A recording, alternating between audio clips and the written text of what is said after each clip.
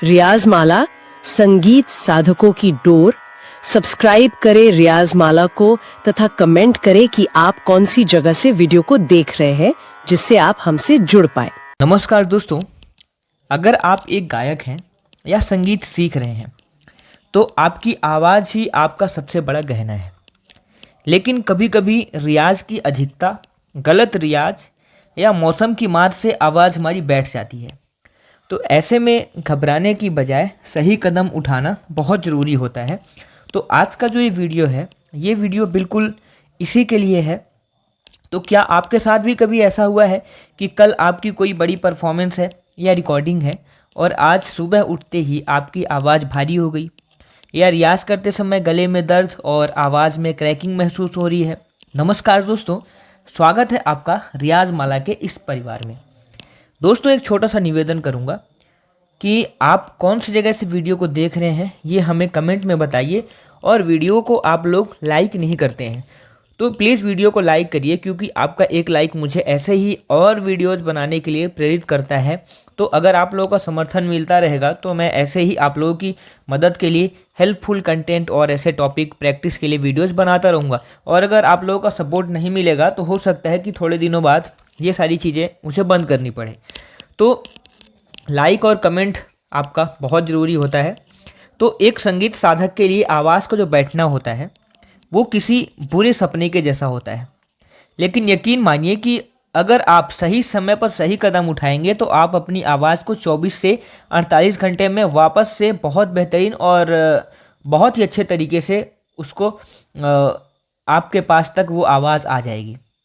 तो आज के इस वीडियो में मैं आपको वो सीक्रेट बताऊंगा जो दिग्गज संगीत शास्त्रीय गायक और प्लेबैक सिंगर्स इस्तेमाल करते हैं। तो इस वीडियो के अंत तक आपके सारे डाउट्स क्लियर हो जाएंगे। तो अब चलिए शुरू करते हैं। तो सबसे पहले यहाँ पर आप भी कॉपी और पेन लेकर के रेडी हो जाइए, क्योंकि कुछ ऐसे टॉपिक्स हो सकते हैं जो कि आपको ज़रूरी पॉइंट लग सकते हैं और उनको आपको नोट कर लेना चाहिए। तो सबसे पहले हम बात करते हैं कि गला बैठने का जो मुख्य कारण होता है। तो मुख्य कारण में सबसे पहले जो हम बात करेंगे आज इस वीडियो में, तो सबसे पहला हमारा जो टॉपिक आएगा वो है वोकल स्ट्रेन। अब इसको हम समझते हैं और आपको इसके बारे में समझाते हैं। वोकल स्ट्रेन के बारे में, अपनी क्षमता से बाहर जा कर के जब हम ऊंचे सुरों पर जोर लगाते हैं बिना सही टेक्निक के, वो होता है हमारा वोकल स्ट्रेन, और तभी गले में वोकल स्ट्रेन हमारा आता है। दूसरा है डायाफ्राम, यानी कि गलत तकनीक।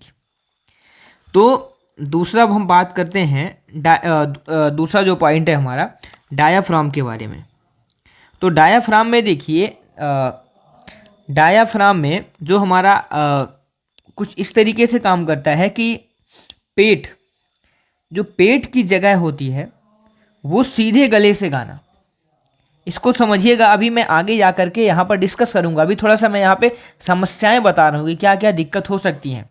तो पेट की जगह सीधे गले से गाना होता है, तब हमारा यहाँ पर इसकी समस्या हो जाती है और हमारा जो गला है वो बैठता है। तीसरा है डिहाइड्रेशन। तो डिहाइड्रेशन जो हमारा पॉइंट है तीसरा, तो डिहाइड्रेशन में गले की परतों में जब नमी की कमी हो जाती है तब हमारा तीसरा कारण होता है गला हमारा बैठता है। चौथा एसिडिटी। अगर एसिडिटी भी है तो एसिडिटी में भी हमें क्या होता है कि पेट की गैस गले में जलन पैदा करती है और आवाज़ को भारी बना देती है। तो एक ये भी कारण होता है। चौथा कारण होता है ठंडी चीज़ें। तो कोई भी कोल्ड ड्रिंक हो गया, तो ठंडी चीज़ें कुछ भी हो सकता है। तो ठंडी चीज़ें रियाज के तुरंत बाद ठंडा पानी या आइसक्रीम लेना, ये बहुत खतरनाक होता है। तो रियाज के तुरंत बाद आपको गुनगुना पानी ही लेना है हमेशा। अब यहाँ पर दूसरा जो अब हम बात करेंगे यहाँ पर, तो इमरजेंसी में क्या स्टेप्स हमें उठाने होते हैं। तो फास्ट एड की बात करूँगा मैं। तो इस फास्ट एड में यहाँ पर सबसे पहले टोटल वोकल साइलेंस। सबसे पहला total vocal total vocal silence में अगले 24 घंटे तक कम से कम बोलना है। अगर आपका गला बैठ गया है तो अगले 24 घंटे तक कोशिश करें कि बहुत कम से कम बोले, रियाज मत करिए। सबसे ज़रूरी चीज़ है कि धीरे फुसफुसा करके, यानी विस्परिंग बिल्कुल नहीं करनी है। फुसफुसाने से वोकल कॉर्ड्स पर सामान्य बोलने से ज़्यादा दबाव पड़ता है। दूसरा है भाप लेना। यहाँ पर भाप लेना, सादे पानी की भाप लेना है। यह वोकल कॉर्ड्स की सूजन यानी कि स्वेलिंग को कम करने का सबसे असरदार तरीका है। ये मैं फर्स्ट एड की बात कर रहा हूँ कि हमें तुरंत क्या कदम उठाने हैं। तो पहला है कि 24 घंटे के लिए कम से कम बोलना है, फुसफुसाना नहीं है। दूसरा जो ज़रूरी है कि भाप लेना है, सादे पानी की भाप। ये वोकल कॉर्ड्स की स्वेलिंग को कम करने का सबसे असरदार तरीका होता है। तीसरा है यहाँ पर गुनगुना पानी। तो गुनगुना पानी यहाँ पर देखिए, दिन भर सिर्फ हल्का पानी आपको पीना है। यह गले की हाइड्रेशन को स्ट्रॉन्ग रखता है, गले को हाइड्रेट रखता है, तो इसलिए गुनगुना पानी ज़रूरी होता है। और जो हमारा चौथा पॉइंट यहाँ पर है कि हमें गरारे करने हैं। तो अब देखिए, गरारे में सेंधा नमक और गुनगुने पानी से दिन में कम से कम 2 से 3 बार आपको गरारा करना है। ये फर्स्ट एड होता है और ये हमें इमरजेंसी में ये अपनाना पड़ता है। अब जो मैंने बोला था कि स्पेशल रेमेडी आपको कुछ बताऊंगा, जो कि संगीतकारों के लिए कुछ घरेलू नुस्खे। तो स्पेशल रेमेडी में देखिए, ये उपाय विशेष रूप से गायकों के गले को कोमल बनाने के लिए, उनके गले की कोमलता को ध्यान में रख करके बनाया गया है।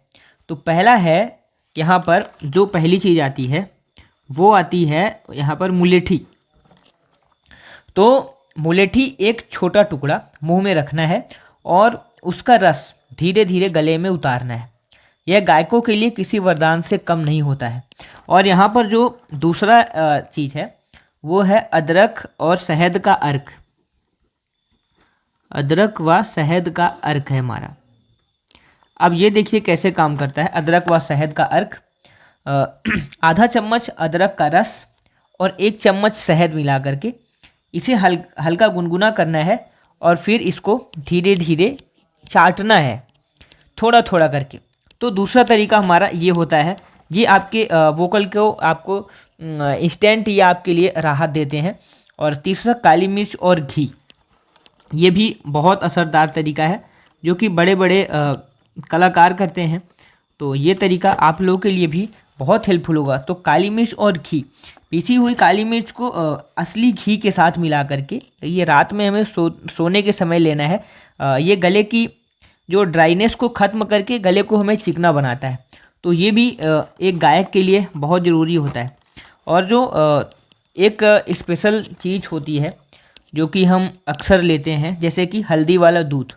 तो रात को बिना चीनी वाला हल्दी वाला दूध भी ये गले के लिए एंटीबायोटिक की तरह काम करता है। तो हल्दी वाला दूध जो है ये भी गायकों के लिए बहुत ज़बरदस्त तरीका होता है, क्योंकि ये गले का एक प्राकृतिक एंटीबायोटिक की तरह ये काम करता है। अब अगला जो हमारा पॉइंट है यहाँ पर कि हमें क्या क्या नहीं करना है जो कि गले को ख़राब करता है, और अगर गला ख़राब हो गया है तो हमें क्या क्या चीज़ें नहीं करनी है। सबसे पहले थ्रोट क्लियरिंग, यानी कि गला साफ़ करना। बार बार जो हमें गले को झटका देने की आदत होती है, अगर गले में हमारे कुछ फंस रहा है तो हम झटका दे करके गले से उसको हम निकालते हैं, जैसे कि खंखारना, वो आदत हमें छोड़ना है। इससे वोकल कॉर्ड्स आपस में टकराते हैं और चोटिल होते हैं। तो इसकी जगह 1 घूंट पानी पीजिए। तो ये बहुत अच्छा तरीका होता है, तो हमें इस चीज़ को अवॉइड करना है। दूसरा, कैफ़ीन और नशा, चाय, कॉफ़ी और ये शराब, ये 3 चीज़ें गले को सुखा देते हैं। तो इसलिए इससे बचना है, चाय कम से कम और कॉफ़ी भी कम से कम। तो क्योंकि इससे हमारा गला ड्राई होता है, और हम अगर हाई पिच में गाना गाते हैं, काफ़ी देर तक अगर हमें गाना गाना होता है, तो ये चीज़ को हमें अवॉइड करना चाहिए। मिर्च मसाला, तेल और मिर्च वाला जो खाना एसिडिटी बढ़ाता है, जो कि सीधे आपकी आवाज़ पर भी असर डालता है। तो ये सारी चीज़ों को अवॉइड करना है। अगला जो पॉइंट यहाँ पर हमारे आज बात करने का कि रिकवरी के बाद रियाज की शुरुआत कैसे करनी है। अगर मान लीजिए कि हमारा गला ख़राब हो गया और हमने ये सारी चीज़ें अप्लाई करके गले को रिकवर कर लिया, तो रिकवर के बाद यहाँ पर अब हमें रियाज क्या करना है। अब उसका आपको स्टेप बाय स्टेप यहाँ पर मैं बताता हूँ किस तरीके से वापस से रियाज की शुरुआत करनी है। तो सबसे पहले जब आप आवाज़ आपको लगे कि वापस आ रही है तो सीधे तान या पेचीदा हरकतें नहीं करनी है, पहले हमें हमिंग करना है। पहले दिन सिर्फ हम की हल्की हमिंग करनी है, हम बोलना है। और जैसे कि कोई भी आप सापा लगा लीजिए,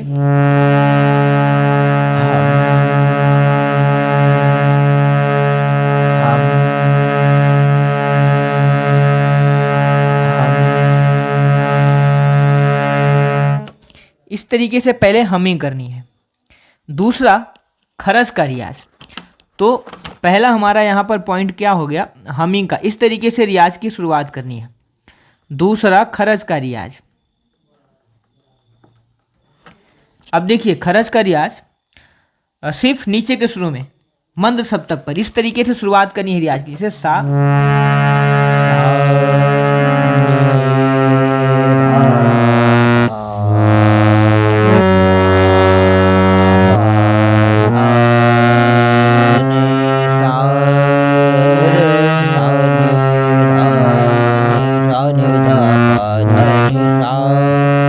इस तरीके से रियाज करना है। हमें थोड़ा, जैसे कि हम पहले मंद सप्तक की तरफ गए, एक स्वर हम ऊपर का ले सकते हैं, फिर वापस से हम 2 स्वर नीचे चले गए, वापस से हम 1 स्वर ऊपर आए। इस तरीके से एक राउंडेड फिगर बनाना है और इस तरीके से हमें प्रैक्टिस करनी है, नीचे के सुरों का, ऊपर के सुरों का, फिर वापस से मिक्स करके नीचे ऊपर के सुरों का, फिर हम बहुत नीचे आ जाएंगे। लेकिन एक चीज़ ध्यान रखनी है कि जहाँ तक हमारा गला ईजिली पहुँचता है वहीं तक ही जाना है, क्योंकि गले को जोर देने से हमारा स्केल कभी भी नीचे नहीं होगा। हमारा स्केल नीचे तब होगा जब हम, जहाँ तक हमारा गला कंफर्ट जोन में जा रहा है वहाँ तक जब हम रेगुलर प्रैक्टिस करेंगे, तब हमारा गला खुद ब खुद नीचे के सुरों में भी काम करते हुए चला जाएगा। तीसरा है कि धीरे धीरे हमें आगे बढ़ना है। जब तक गला 100% काम ना करने लगे तब तक केवल हाई नोट्स का रियाज नहीं करना है, तब तक हमें नीचे के लो नोट्स का रियाज करना है और लोअर नोट्स का ही अभ्यास करना है। कुल मिलाकर के तार सप्तक में नहीं जाना है। निष्कर्ष यहाँ पर हमारा ये निकलता है आज के वीडियो का कि आवाज़ एक नाजुक साज है, हमें इसका सम्मान करना चाहिए। अगर इन उपायों के बाद भी 3-4 दिनों में सुधार ना हो तो तुरंत किसी न किसी आपको विशेषज्ञ के पास, किसी न किसी डॉक्टर के पास भी दिखाना चाहिए, क्योंकि अगर 3-4 दिनों में अगर फ़ायदा नहीं हो रहा है, इसका मतलब समस्या कुछ गंभीर है, तो इसलिए डॉक्टर के पास जाना चाहिए। अगर आपको ये जानकारी काम की लगी हो तो इस वीडियो को अपने संगीत के ग्रुप में शेयर करें, नीचे कमेंट करके बताएं कि गले के लिए कौन सा नुस्खा आप अपनाते हैं। तो रियाज करते रहें और अपनी आवाज़ का ख्याल रखें। मिलते हैं अगले वीडियो में। धन्यवाद। Thanks for watching. नमस्कार।